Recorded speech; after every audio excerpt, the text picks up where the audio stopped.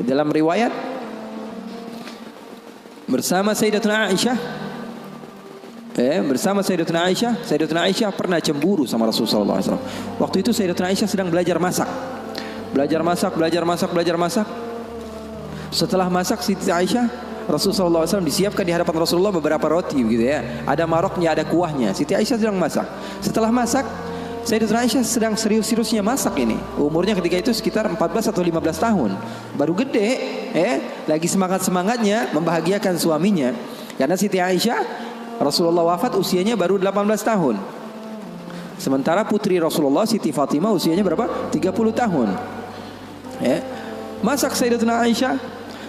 Ketika sedang masak, ada yang mengetuk pintu rumah Rasulullah.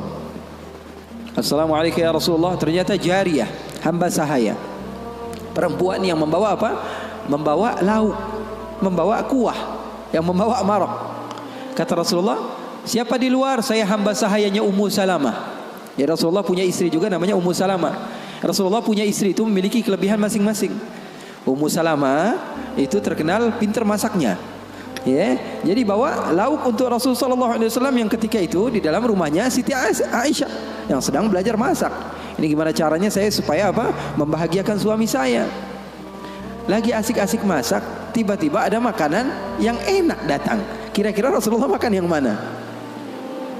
Kira-kira Rasulullah makan yang mana? Ini kesukaan Rasulullah, favorit Rasulullah. Datang dari rumah seorang istri Rasulullah. Siti Aisyah yang sedang masak tiba-tiba datang ke tempat hamba sahaya tersebut, mengatakan ini datang dari mana? Dari Ummu Salamah. Apa yang dibawa? Marok untuk Rasulullah SAW, kuah daripada masakan Ummu Salamah, kesukaan Rasulullah. Wahai Aisyah, apa kata Siti Aisyah? Kamu bawa pulang nggak? Kalau nggak saya pecahin piringnya.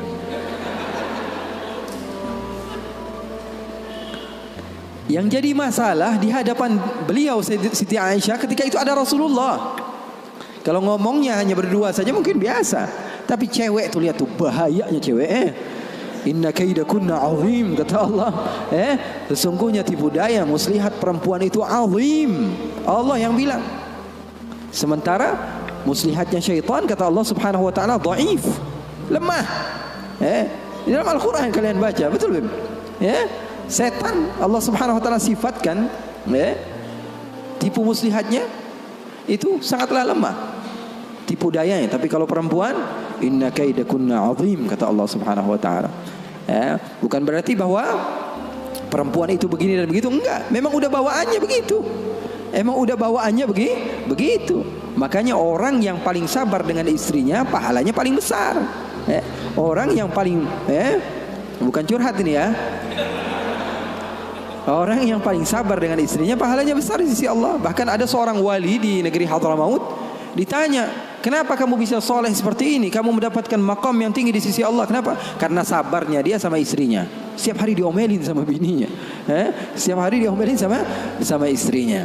Maka Siti Aisyah mengatakan, kamu bawa pulang atau tidak? Kalau tidak saya pecahkan di sini juga.